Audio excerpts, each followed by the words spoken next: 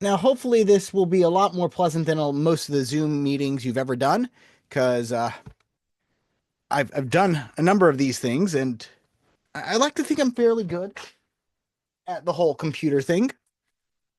Sorry that we had to do it like this. I'm just not feeling that great, and uh, I wasn't feeling that great yesterday, and I made the right call today because I wasn't feeling any better. In fact, a little bit worse when I woke up. So, that will be so. It'll be what it'll be. I just didn't want anybody to get sick from me, and also just like was not really viable. But I didn't really want to cancel class either, and I want to make sure that you had the opportunity to ask questions and demo labs. So this will actually work like a normal lecture. In fact, I do most of 2168 online like this during the summer when I teach it. Under the occasions where I've had to teach it over the summer, and I found I really enjoy that. So I'm going to go over the homeworks, but also importantly, we are going to talk about the what this week's topic is. So this week's topic is linked lists. If you have not watched these modules, these are really important to go over. Um, you'll note that this module is mostly about me building linked lists from scratch. And the reason for that is that all the most of the modules where we learn data structures will be like array list. Half of it is about how do we use this data structure, and the other half is about how do we build it. Here we're all about building because we already know how lists work. A linked list is just a different type of list, right? We can do when we declare a list, okay? When we declare a list, like down here, list list of integer L is equal to new. You can declare a linked list as easily as you could an array list. Let's go ahead and come on. Oh, right. Alt enter. That's how you do it. There we go. And so you see here, you can declare a linked list. You can declare an array list. It's going to be happy with either. And you can use either of the methods that you want, right? They both use the same methods. Both will use add, both will use remove, right? If I change this to linked list, it's just referring back to what a list is. It's referring back to what a list is. So it knows what methods are in there. So it does all the same operations of a list versus a linked list.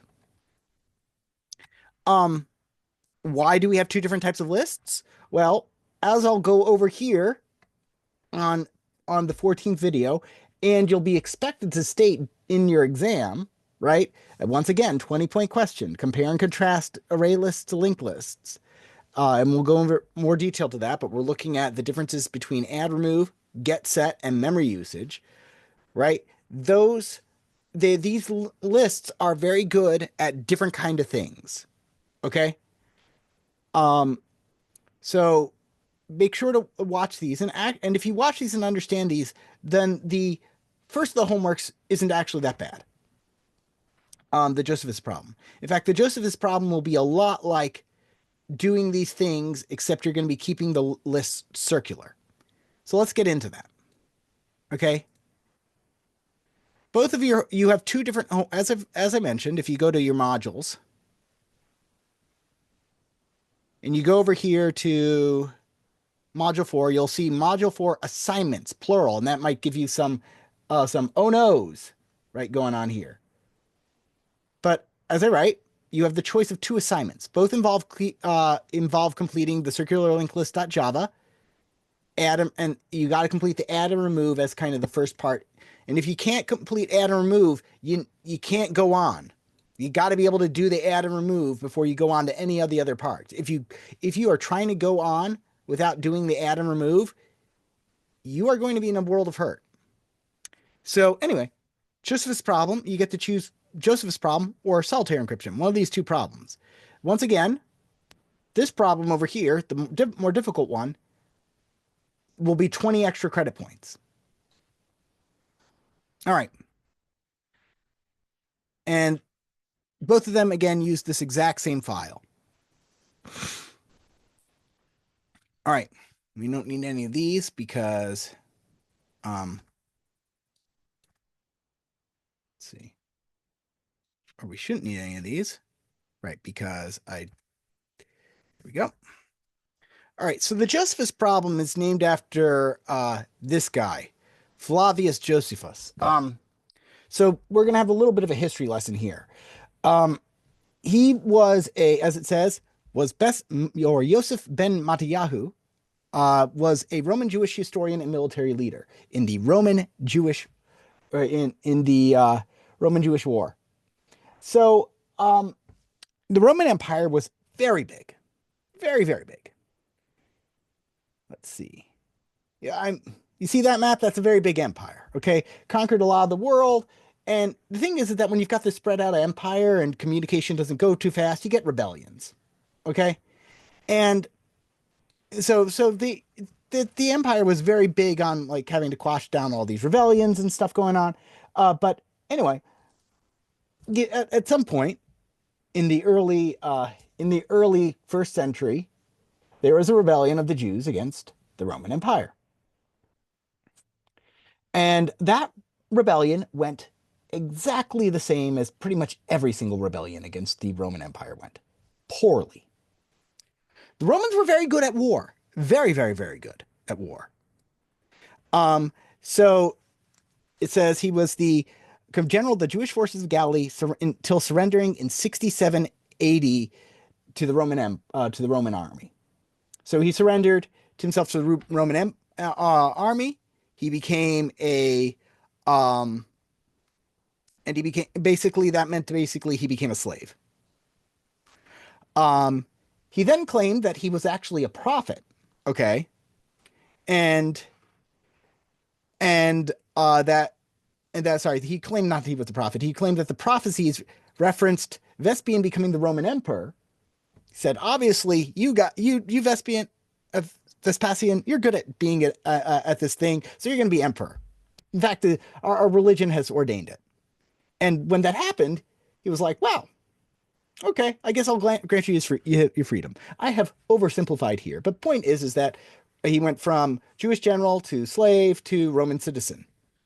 Um, Now, what's important to know about him, other than the mathematical problem we're going to talk about, is note the years that he was active and note that he was a historian. Okay, Yosef ben Mediyahu, born AD 37. Okay, died AD 100 about. So what in the world in basically the Judea in the Roman province of Judea was going on during his lifetime? Any anyone want to posit a guess? Possibly one of the members of one of the largest religions in the world?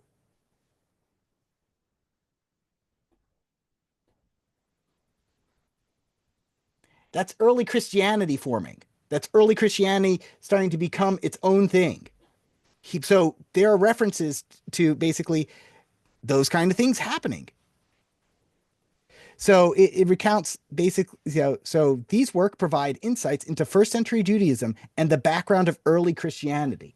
And that's huge because this is a guy basically this is a non-religious author, or rather, I mean, obviously he has a religion, but he's not going at it with a specific religious agenda in the same way that other writers of the time might be going around it. So it's a different lens to view the history through the time, and that's important. One of the things that we're very fond of saying is that victors write, that the history is written by the victors. This is not true in the slightest. History is written by people who can write. It's not written by victors. It's written by who people can write. Victors generally have a better chance of getting their message out, but people write stuff. Okay, um, and so it's just basically this wonderful lens which we can view stuff. Now let's go into what he's known for in our field, which is the Josephus problem. Okay, remember how I mentioned that he surrendered to the Romans, right? how he so the Josephus, so it wasn't really a very clean thing. So content warning here. So the idea here was is that the Romans basically surrounded the his war band, and they trapped basically the remaining 40 members of his war band in a cave, including him. And rather than be caught by the Romans uh and enslaved, they decide the the soldiers there decided, no, we'd rather actually die. Um, and so they decided to basically kill each other by drawing lots. And the idea here was that way nobody could, I guess, basically to make it some sort of fairness.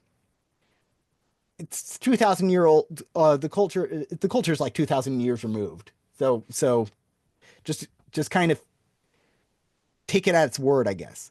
But the traditional way that this is thought of is that they would draw lots, and basically they'd stand in a ring and they'd go around the ring, and then they'd remove the person every nth person. Here, n would be three. So here, the first soldier would be fine. 1, 2, remove. 4, 6, remove. Sorry, 4, 5, remove 6, 7, 8, remove 9, 10, 10, 11, remove 12, and it keeps going until it goes back around again. So 40, 41, and then the first person in the ring gets removed. Then 2, 4, and then remove 5. And so on and so forth until only one person remains. So basically, if we abstract this out, people stand around a ring and K people stand in a ring. K people stand in a ring.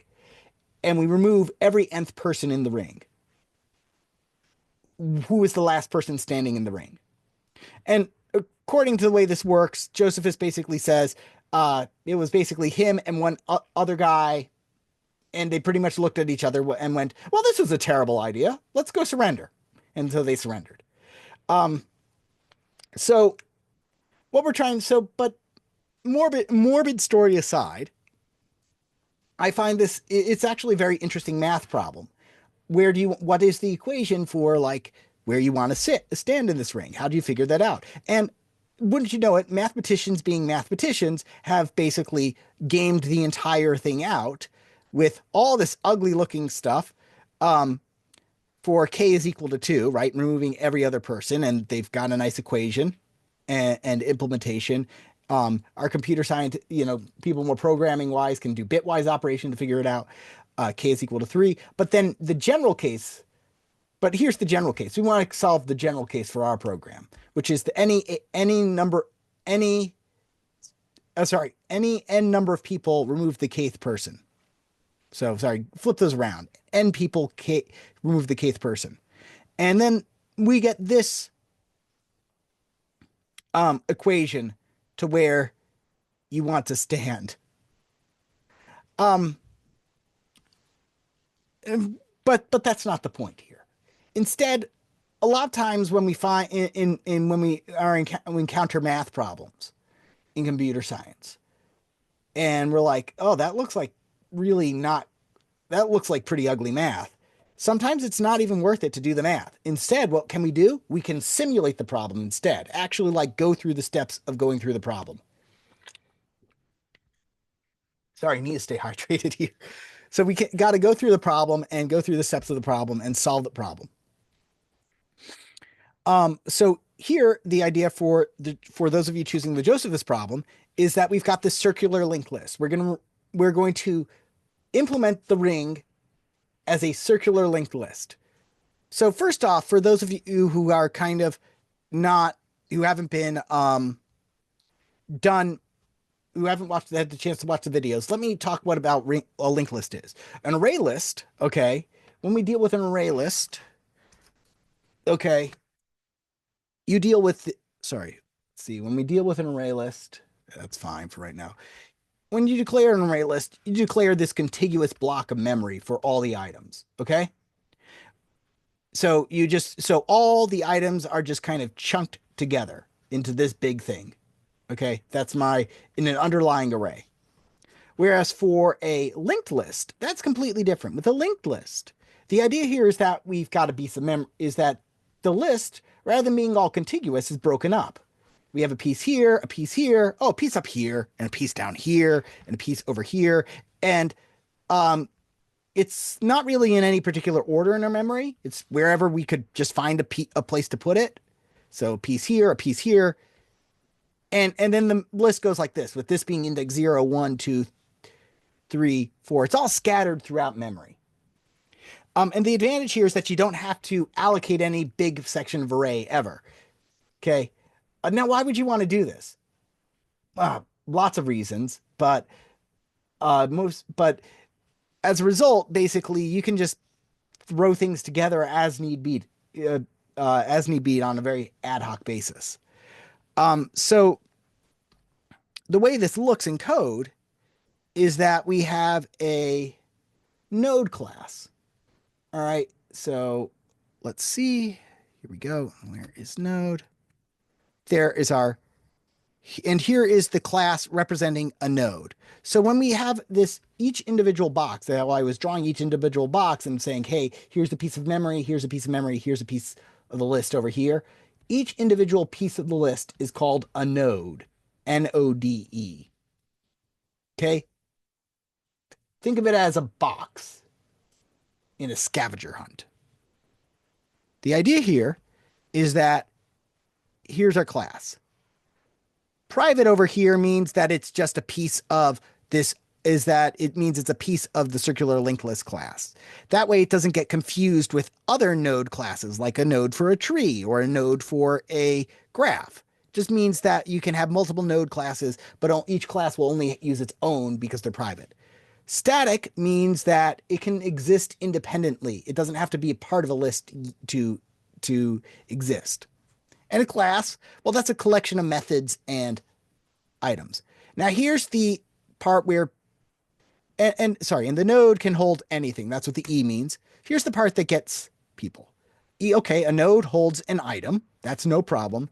But then you have this thing where we have the class having a reference to another member of the class. And that can be very confusing to students at first, because you might think, is this kind of a Russian nesting doll issue, where basically you have nodes inside nodes inside nodes inside nodes, right? Because it is inside the class. That's not what's going on here. Remember that everything in Java that's not a primitive is a memory location. So this is a memory location to the item. So a node, right? This is my node, has an E item, which in reality is a reference to some item somewhere in memory. Okay, similarly, when we're building the list, when we're building array lists, that's what's going on here. This index 0 is holding it's not holding an item, it's holding a reference to where you can find that item in memory. And your computer's very good at finding where to go. Okay. E item. Okay. So some item. And then we have we have a reference to some node called node next. And this is the defining feature of a linked list, where basically it is the memory location to the next item in the list. So index 0 holds the location of index 1. Index 1 holds the index location of index 2. It's a scavenger hunt. Why do I say that? Because a lot of scavenger hunts, what you have to do is you have to find that when you find the first item, that gives you the direction of how to find the second item. And the second item gives you the directions of how to find the third item. It seems slow and inefficient, and compared to an array list, traversing through it can be, but they both take O of n time. Okay, so what you have to do for this class, assuming you watch the video now. You've got the head.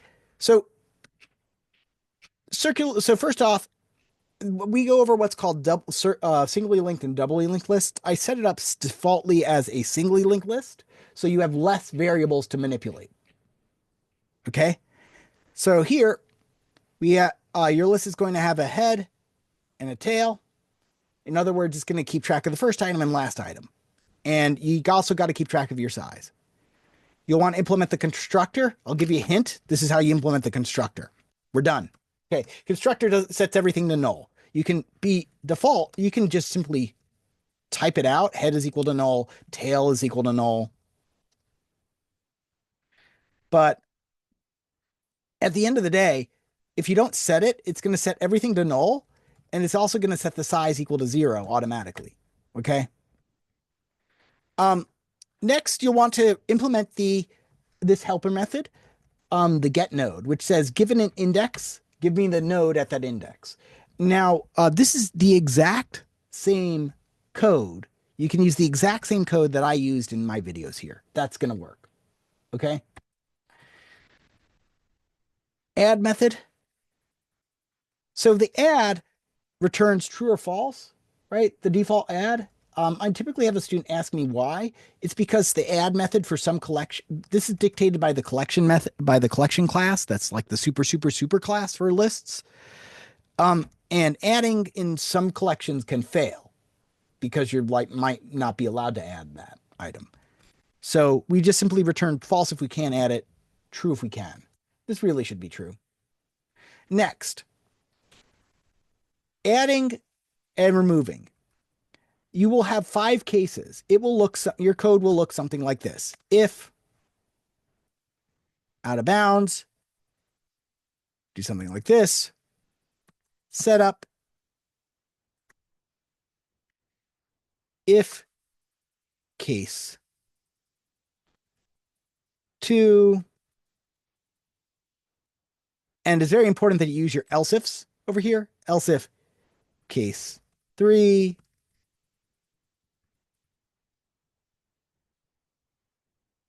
Case 4, else, case 5. And if you do it like this, it's going to minimize the amount of pain you feel. Your cases, by the way, are listed up here.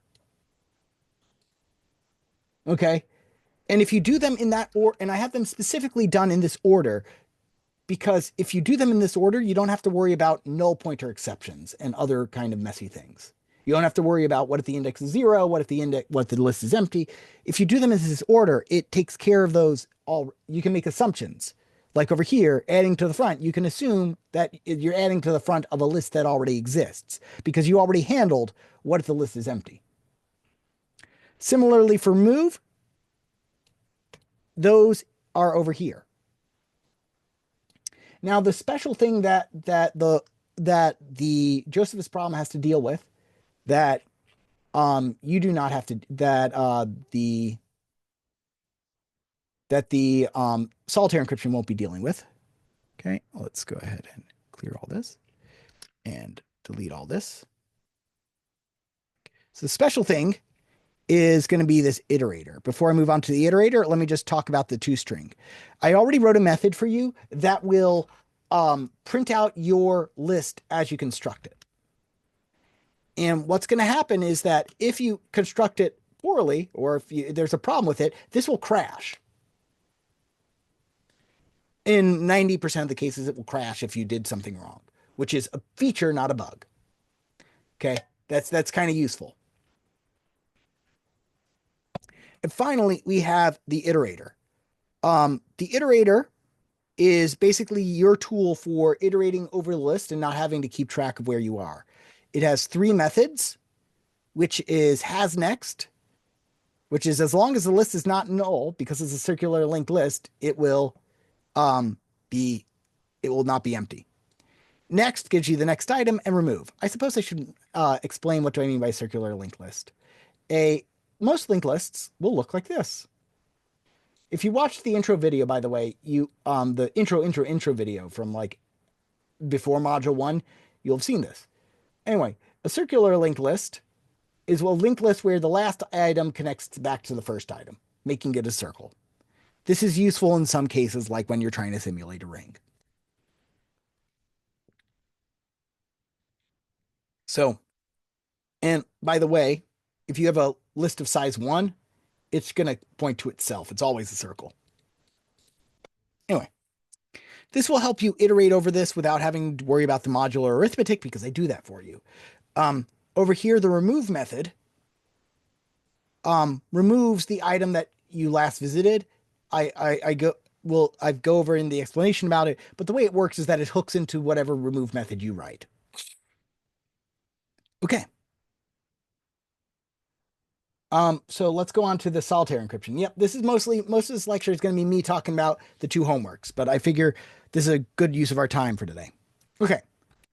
Solitaire encryption comes from a book written by the author Neal Stephenson. Neal Stephenson is great at writing books. He's not great at ending them. For instance, one of his most recent books I read called Seven Eves, he's not very good at ending it. He basically writes a full book and then adds on the first half of a sequel that takes place like thousands of years later at the end of the book, which is so funny, in my opinion.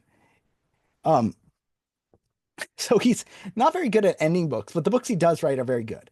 Um, so solitaire encryption comes from Cryptonomicon, which, despite the name, was written before cryptocurrency. So that's not a book about cryptocurrency. ReamD is a book about cryptocurrency and topics covered the range of online activity, including gold farming and social networks and the criminal methods of the Russian mafia and Islamic terrorists. It is a very, very, very good book. It is possibly if I were to suggest any of the books to read, it would be ReamD because it's definitely the one that reads most like an action movie. Cryptonomicon is very interesting. It is a very good book, and it is about the two different time periods, which is World War II era code breaking and cryptography and cryptanalysis, and then the second one is the late '90s, which is about kind of closer to modern day cryptography and cryptanalysis and things.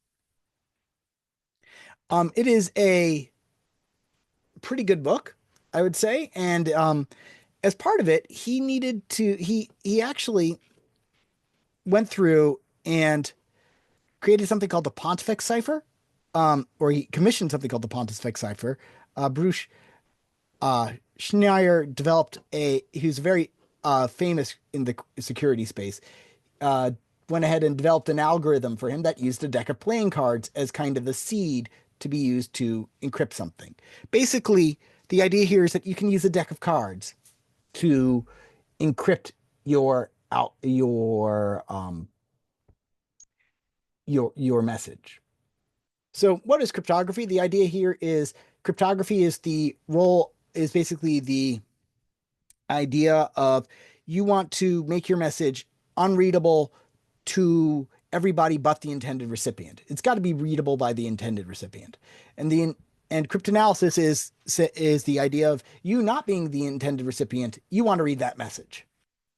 Okay. It's a very kind of big field. Um, Now, the solitaire encryption is a pretty fun one because the idea is that rather than remembering a secret key or using a computer which could be compromised somehow, you just simply use a deck of cards that you have and you have the format of the deck of cards memorized. Okay, you have the initial, how to say, configuration of the deck of cards memorized. And my PDF does go over that quite considerably. Um, I adapted it from somebody else's homework. And for this one, we're going to be using a simplified algorithm where we use half a deck of cards. Okay.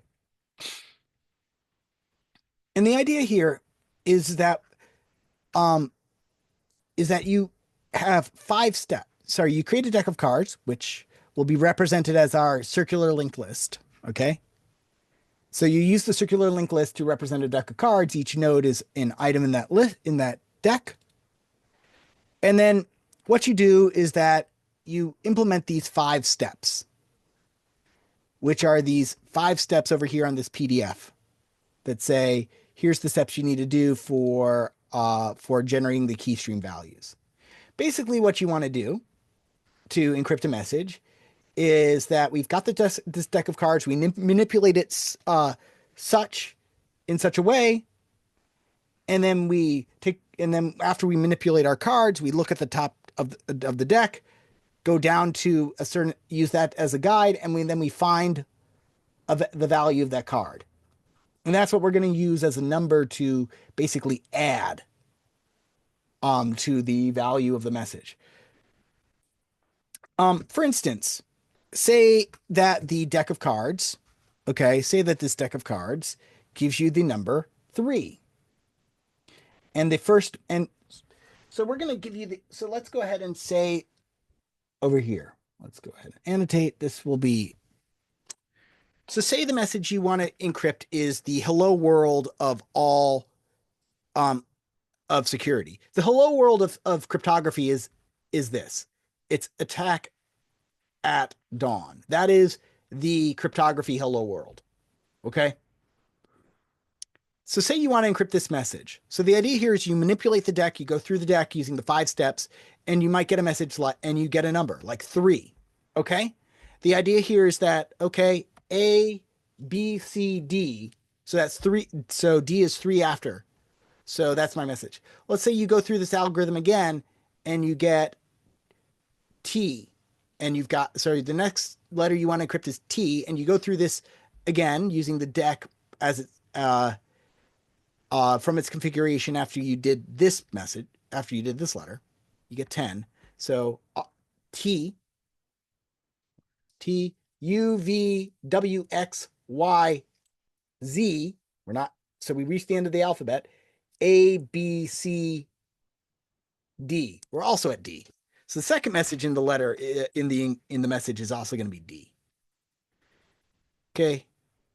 And now let's say we get a 1, T, U, and so our message will look like D, will look like gibberish. It's going to be DDU something something something. So we send this so we send DDU dot dot dot over to our to whoever we're communicating with. They have the deck of cards at the same configuration that we started with. And they go through the same algorithm and they said, okay, so if I do all these steps, I'm going to end up with a 3 and then a 10 and then a 1. And now I can translate, and then whatever other messages we had. And now rather than adding, I'm going to subtract. So D minus 3 is going to be A. D minus 10 is going to be T. U minus 1 is going to be T. Okay. And so now that whole adding and subtracting, by the way, I've done that for you with encrypt. So over here, we have encrypt letter, and we have encrypt key. And then it will return a new character. Okay. And that's our encrypted character. And then we do the same thing over here. Only even though mentally what it is that over here, even though mentally when we decrypt, we're subtracting, I do quite a bit of, I do adding to modulo 20. I do a bit of weird addition instead, but but I can explain that if you're interested. It's just to make that a bit easier for you to do. So anyway, what did these manipulations look like? So how do you manipulate the deck of cards? The deck of cards is first you do it with, so the deck is done with both is the full deck of cards, well, half the deck in your case. And then you have 2 jokers thrown in there. You move you move the first joker around. Sorry, you move the A joker around. Remember, because jokers come in different colors. So again, this will make more sense as you go through it. The B joker is moved 2 down. The third one is performing the triple cut, which I'll go over in a bit. But basically what you do is you basically remove all the things before the first joker, remove all the things after the second joker, and make a basically joker sandwich. And then the fourth one, you do some counting and move some cards to the bottom, and then this one you finally figure out what your key is. This seems like a lot, so hopefully, they privated the video, so I think I'll have to look for a new video to kind of go over the solitaire cipher for you. But I used to have a pretty good video to kind of show how that worked, which is a shame. Okay, so I guess I do have to remember to archive everything on the internet. Boo.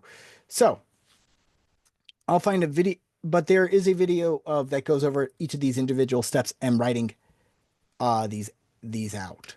But the textbook, sorry, not the textbook, the PDF does in the document go over examples of how this works. Okay. Now talking about the triple cut here. Let's go ahead, triple cut. Right. So here I've got a deck of cards. The idea here is that what makes the linked lists very interesting is that you can split them apart willy-nilly. The triple cut works like this. We want to move all the things that are above the first joker to the bottom of the deck, and all the things that are below the second joker to the top of the deck. So this is the way it would work. You might think, okay, I need to iterate through and I need to do some get set methods and swap pointers around and generally make a mess of things. No, this is not what you do with linked lists. Linked lists are the advantage of linked lists over array lists is because they're already scattered around. They're great at being broken apart and recombined. So what I do is I go through and I'm just going to go through and keep flipping these over. Okay, I already hit my first joker. So everything above the first joker went into this pile. Now, now I'm going to keep going until I hit the second joker. Ideally, this might take a while. So I might decide to arbitrarily end at some point just for pedagogical sake. But here I'm going through and I'm just going through card by card and I'm asking myself, is this a joker? No. Add it to the middle stack. Is this a joker? No. Add to this stack.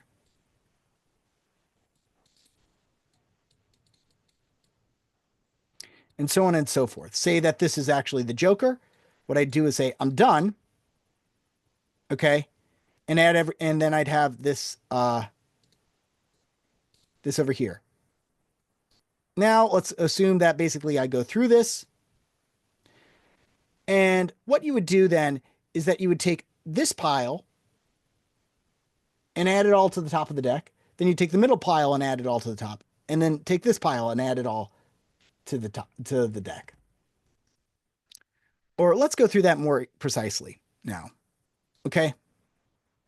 Let's go ahead and, oh, I wish I had set up a reset button of some kind.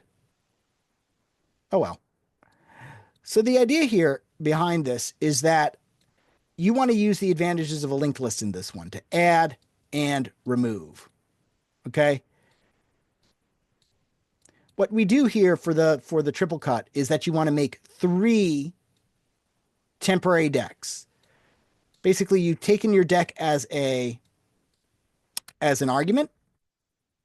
You take in the current arrangement of the deck as an argument. And what you want to do is you want to make 3 temporary decks like this. Circular linked list. Integer top is equal to new circular linked list. And you ask yourself, okay. And so you do that for all 3 and you ask yourself, okay, is this the first joker? Give me a second. Apparently when I flip it over, it did not maintain the order. Or it did not do it in the order that I needed it to.